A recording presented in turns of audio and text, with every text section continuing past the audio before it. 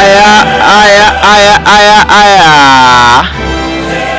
ikaze kuri mwe mwese muteze amatwi Radio Rwanda ivugira ku murongo w'190 n'ibice bitanu.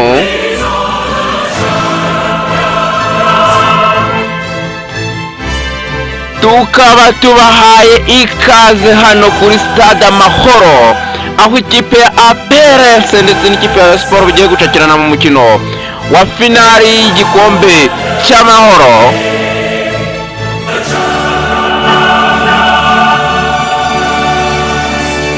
Amakipe yombi rero akaba yasesekaye mu kibuga.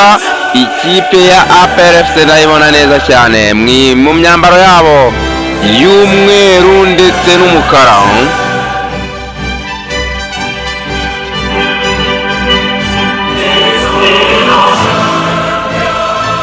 Sabo gusa ndetse n'ikipe ya Sport ikaba yasesekaye mu mabara yayo y'ubururu ndetse n'umweru.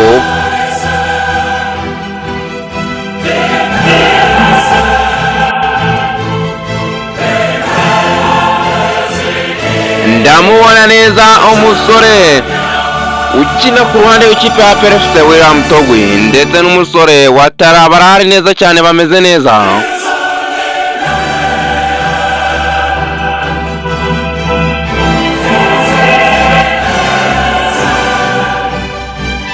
Ku isaha yanjye ndabona bibaye saa 9:25, aho biteganyijwe ko umukino uzaza gutangira ku isaha 9:30 yuzuye neza mu kadomo.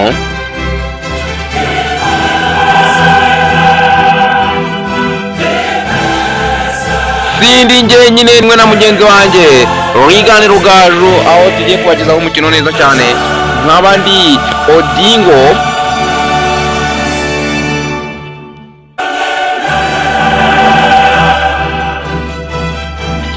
Ndamubona neza cyane umusifuzi ugiye gusifura umukino mu kibuga hagati yitwa Ngabo Isonga Patrick.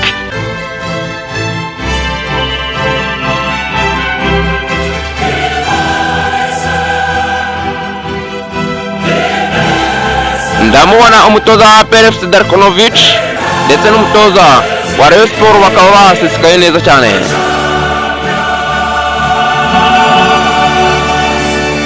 Muri uyu mukino kandi ntabwo turi twenyine, tukaba turi kumwe n'abafatanyabikorwa bagiye batandukanye.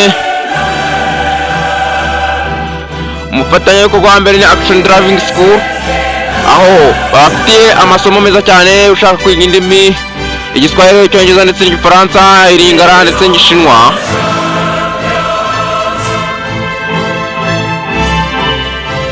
wagenda ubahamagara kuri izi nimero zikurikira: 078 35 23 047.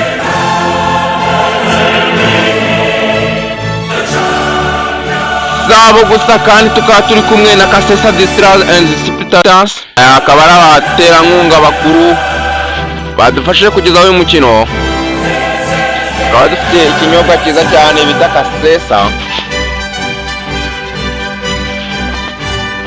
tukaba dufite kandi n'abandi baterankunga bagiye batandukanye, hakaba nka Gorilla Game. Aba bose tukaba turi buze kubana muri uyu mukino.